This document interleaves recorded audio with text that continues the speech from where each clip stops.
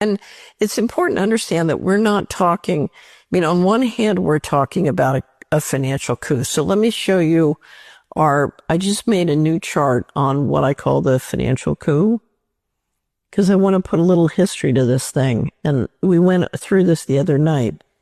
You know, what happened in the mid-90s, we had at the end of all the fraud during the 80s, right? We had a big reform effort. And part of the reform, and I know because I wrote it, was it was basically a series of reforms we instituted at HUD and then helped OMB take them government-wide. But it required the covered agencies, the top 24 agencies, to produce audited financial statements.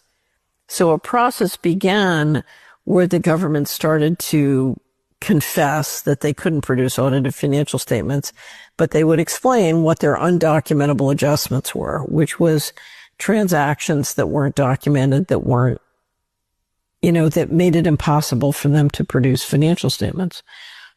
The people who ran the financial system tried to come up with a plan to balance the budget, including the retirement, Social Security and retirement. And that led to a big bust up in 1995 when the budget deal cratered. And this period was described to me by one of the largest pension fund guys in the country. He said, they've given up on the country. They're moving all the money out starting this fall. He told me that it's in April 96. And that's when enormous amounts of money started to disappear from the federal government. So you're increasing the debt, and then money's disappearing out the back door. So think of the Treasury as a laundry device that's sucking money. The Treasury gives bonds to the pension funds, gets money, the money disappears out the back door. Now the taxpayers are liable to the pension funds. It's just a laundry device. Okay. Anyway, so if you look at this chart, what you'll see is by 9/11, there was, trillions of dollars missing from HUD and DoD. DoD is the big one. And, in fact, Rumsfeld, the Secretary of Defense, stood up and said, the DoD is missing $2.3 trillion. It's worse than terrorism. It's a greater national security threat than terrorism. Of course, we know what happened with 9/11. The Patriot Act passes, but money keeps going missing until finally in 2015, $6.5 trillion was missing. And Dr. Mark Skidmore, who's a budget expert professor at MSU, heard me talking about it and said, oh, she has to be wrong. That's impossible. The Army can't be missing, many multiples of its budget 1 year. Well, actually, if you look at how the federal credit is managed, it can be. And so he called me. He went to the financial statements and discovered I was right. And he called me and as a result, he did a complete survey that was finished in 2017. And he and his students, I had the number up to 12 trillion missing. He found another 9 trillion. And so 21 trillion as of 2017. Guess what the outstanding debt of the United States was when he published his report? 21 trillion. So imagine, if you think it's a scam, we use debt to issue the currency when we could just issue the currency without debt.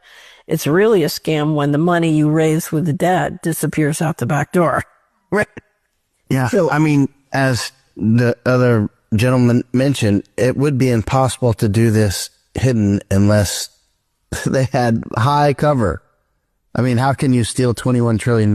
It's no brainer. All you have to do is issue 21 trillion in treasuries and you finance it.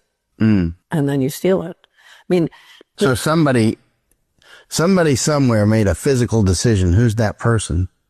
Who's that there committee? Should be a transfer record too. Right. Oh yeah. So, if you go back to this chart, in 1993, Jeffrey Epstein made his first visit to the Clinton White House, arranged by Bob Rubin, who was the Secretary of Treasury when the money started to go missing. Okay. And at the time, he was National Economic Advisor. I believe Jeffrey Epstein ran the SWIFT system on the missing money. That's my guess at what he was up to. And the SEC was just part of creating related control files that they used. Right. But in 1994, New York Fed and the Fed, which had been members of the BIS from the beginning, had taken the position that being a shareholder was conflict of interest, and they reversed that position. In 1994, they bought shares in the BIS. And, my guess, this is a guess, I think, the BIS has sovereign immunity and can move money and hold it on its balance sheet in secrecy behind sovereign immunity. And I think the perfect way to launder this money would have been through Fed to the BIS, is my guess. But there are thousands. If you look at the ways that they could have laundered this money out, it's like the joy of cooking. There are hundreds of recipes.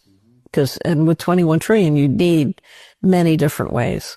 For example, my guess is Enron was one of the laundromats.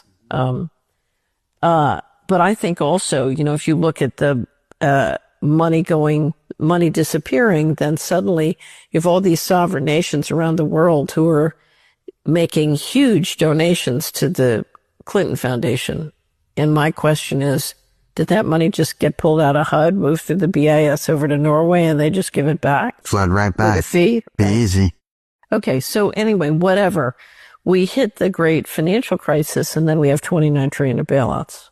So we have 21 trillion of missing money from the U.S. government, and now we have 29 trillion bailouts. That's $50 trillion.